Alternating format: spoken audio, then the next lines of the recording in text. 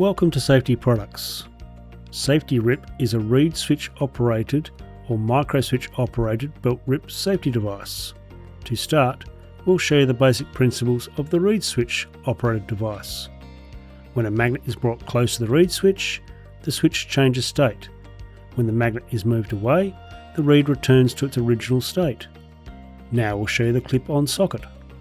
A magnet is fitted inside the socket, and when the socket is brought into position, the reed switch changes over in the same way.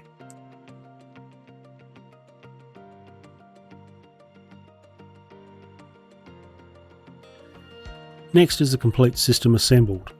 With the magnet in the socket and the socket plugged onto the plug fitted to the enclosure, the reed switch remains in its normal operating condition.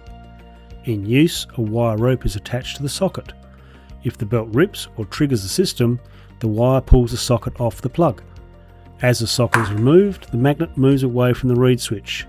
The reed switch changes state, and this signal shuts down the machine it's wired to.